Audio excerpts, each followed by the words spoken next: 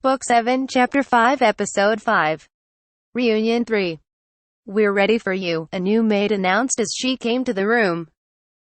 Thanks to Arayun and Lillian, I felt much more relaxed.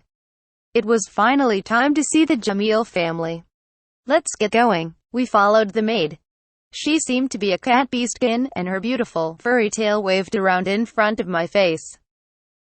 I carried a box full of gifts through the hallway decorated with vases and paintings which I could only imagine the worth of.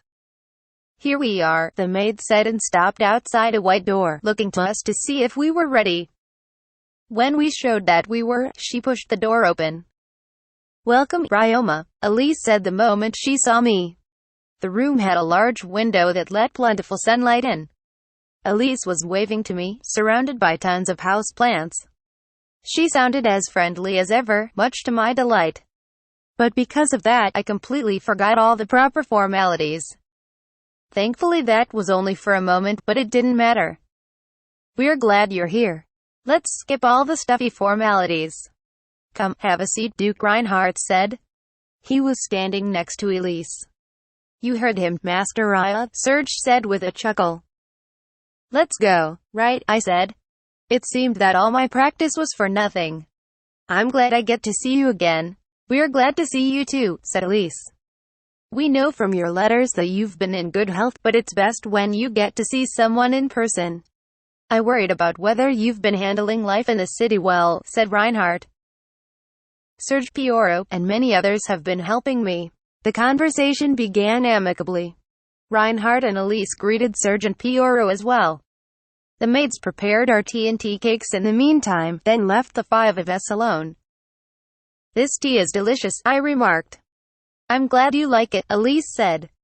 "It's my favorite brand. Have some tea cakes too." "Thank you. By the way, if you don't mind me asking, where is Reinbach today? I was hoping to see him too." "Father, he ditched us," Reinhardt said bitterly. "Ditched you? A lot of people want to meet with us around this time of year, you see. And most of them simply don't wish to engage with us the way you do. Some just want to meet with us out of respect, I suppose, but most have ulterior motives. Father didn't want to put up with it, so he ran off to the Firedrake Mountains and took Sebas with him. He complained that we rely too much on them. I'd heard from Taylor about the Firedrake Mountains before. It was the dangerous zone where Reinbach made a contract with a divine beast. An ordinary merchant couldn't easily go there to greet him." "I see. That's too bad," I said. "When he gets back, I'll tell him that you wanted to see him. I'm sure he'll be happy to hear that." As the chat got more lively, it came time to give the gifts. "I'll start, if I may," Serge said, taking a small box off the stand attached to his chair and placing it on the table. The box had a porcelain-like sheen, but it smelled like wood. It was completely adorned with decorative string, giving it a classy look. "This is the latest version of the music boxes that my company started to sell this summer. I asked Fletch Merlin, the famous composer, to do the song. The box is made of the highest grade of rockskin wood from Banand. Not only that, but this pure white wood is the rarest variety. A music box. I've been hearing a lot about those lately," said Reinhardt. "From the Denomi workshop, right? They're quite famous," said Elise. "Yes, and the core parts of this one were handled by the Denomi workshop's most talented artisan. It looks pretty too. I can see it being a conversation starter at parties. This type isn't for sale. But we do get many orders for the music boxes we do sell.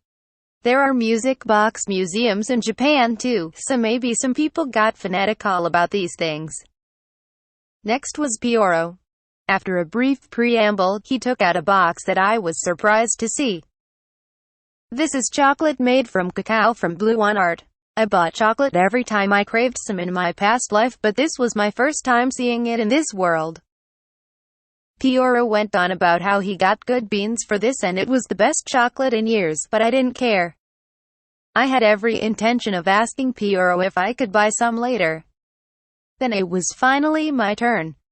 "Here's what I brought," I said. I set some deodorizing fluid on the table, as well as a stab-proof shirt made from sticky slime thread. I wanted to pick something that made sense coming from a laundromat. Regarding the shirt, I gave them the explanation I got from Darson at Tigger Armory and gave them my impressions from using it myself to talk it up. So it's effective armor, but also light enough for anyone to wear? Elise asked. It looks like you could use this material for the lining of clothes. 2. If it's relatively cheap stab-proof material that's comparable to metal spider thread, maybe it would be good for our army, Reinhardt said. That said, however, it also took a while to manufacture, and it wasn't effective against blunt impacts. If the enemy used enhancing magic or chi, it might not necessarily stop all blades. I had to make that clear to them. Even so, it's worth considering the idea, Reinhardt said. It takes a lot of time and money to train a single soldier, and giving them all even one piece of equipment comes at a great cost on top of that. So if we could give them good equipment and expect them to return safely from battles, it will be well worth it. Assuming we find them effective enough for the cost, of course. If you're even willing to think about it, it'd make me happy as the creator. I'll give you an answer at a later date. I know I would like at least one per member of the family, and I can tell you the measurements later. And this is deodorizing fluid, right? From your store? Elise asked. Yes, it's the same as what's sold at my store. The demand for deodorizing fluid had been going up as of late. Some customers were clearly buying more than they could use on their own. I heard about this in a report from the Lenaf branch and had them investigate whether they were being bought and resold. I learned last week that they were being brought to Jamil estate, so I decided to include some among my gifts. In addition to the sample I presented here, I handed a fair amount off to the maids. Thanks. Our servants love this stuff. We've had so many guests lately. And the smell of their perfume gets into all our clothes and furniture. If you wrote me a letter asking for some, I would have been happy to send it any time. We go through a ton of it, so I would have felt bad about that. I feel like you'd give us anything for free if we asked for it. Well, I won't say I wouldn't. Since you've bought so much, I'll at least include a bonus for you from now on. It was a product from our store, so I couldn't just go giving it all away for free. Plus we had other customers to sell to as well. But it was true that I wasn't that stingy about it personally, so I smiled gently. Serge Pioro, Bryoma, thank you for the wonderful gifts. I'd like to pay you back by inviting you to dinner tonight, if you don't have any other plans, Reinhardt said. Nobles were visited by many merchants around this time of year, so they couldn't spend too long speaking with any individual one. Merchants knew this, so they would come meet with nobles in groups the way we did. It wasn't a time for especially deep conversation, but if the nobles wished to spend more time with the merchants, they would invite them to dinner. If the merchants garnered their interest with their gifts and their brief conversation, and curried favor with them during dinner, they could even get a chance to stay the night. That was the implicitly understood goal of merchants when they visited nobles, as Carm explained to me over these last 2 weeks. I will gladly join you for dinner, I answered promptly, as did Pioro and Serge. Good, I'll tell the chef. By the way, Bryoma, Reinhardt said before I could leave the room. I looked to Pioro and Serge to see if they knew what he wanted, but they didn't seem to. Weren't you good at making figurines and such? I do remember being told that I said, remembering the days before we parted ways in Gimel.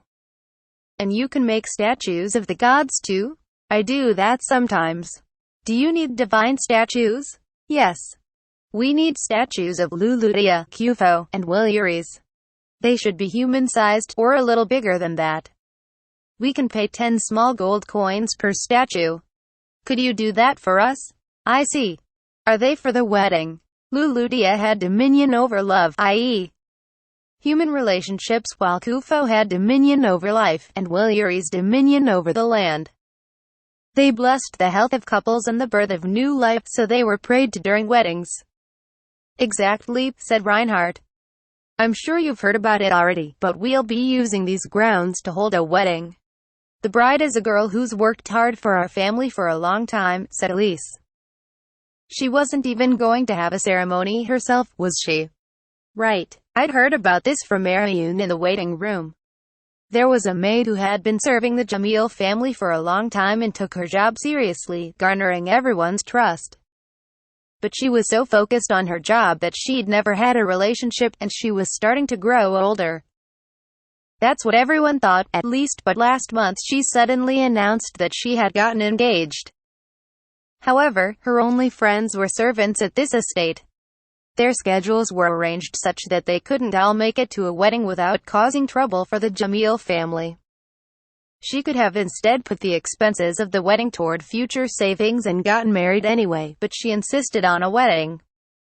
The way Arayun talked about her, she sounded like a mother concerned about her workaholic daughter. She does good work, but she prioritizes her job far too greatly over herself, said Elise. Since she wasn't going to be able to hold a wedding anytime soon, we decided to hold a surprise one here at the estate for her, said Reinhardt. Many of her coworkers want the chance to congratulate her as well. Serge Pioro? If you could also help with the decorations and food, it would be appreciated. The two merchants smiled and agreed to cooperate. I wanted to pitch in too, but I wasn't so sure about it. You want me to make the statues for such an important celebration? I asked. This would be a memory that lasted forever for the couple, so I wanted to ensure I was the right man for the job. It'll be fine, Reinhardt said with a smile. They actually ended up hearing about the plans, so we're asking for their opinion as we make preparations at this point. They both said they'd be happy with your statues. Why not talk to her if you're worried about it? She wants to talk to you too, Elise suggested, then rang a bell on the table. You called? The cat-eared maid asked as she entered the room. We were just talking about your wedding, Lulanese. Now that I looked at this maid again, she had sharp eyes and glasses that made her look like a working woman or a secretary. She certainly had a serious demeanor, but when she heard mention of her wedding, she blushed a little. I could see her being popular with men, and wouldn't have been surprised if her fiancé drew a lot of envy. Thank you for all you're doing for us, the maid said to Elise. It's nothing. We asked Ryoma to make the divine statues for the wedding. That's fine with you, right? My fiancé speaks highly of Master Takebayashi's talents, and we're quite indebted to him. He always insists on having Master Takebayashi make the statues, and I would be glad to have something made with more heart than what we could find on the market. As long as it's not too much to ask, of course. Not at all, I said. If it'd make you happy, by all means let me do it. But does your fiancé know me? And how are you indebted to me? Lulanese cocked her head. Did he not tell you? You just saw him yesterday. Yesterday? Yes. He was always saying how he'd tell you next time he saw you. And he did say he took you to the inn last night. Reinhardt and Elise commented on how they thought it was all explained to me already in the background, but they sounded strangely distant. If he was indebted to me, knew I could make statues, saw me yesterday, and took me to the inn, it all pointed to one man. You mean it's Hughes? Yes, it certainly is, the cat-eared beauty said, blushing even more. Hughes was nice, but I was surprised to hear he'd be with someone like this. They were within the same age range, but I couldn't see them getting married. And while I was happy for him, it was kind of vexing to see, as someone who'd never managed to get married myself. I could only feel conflicted as my meeting with a Jamil family drew to a close.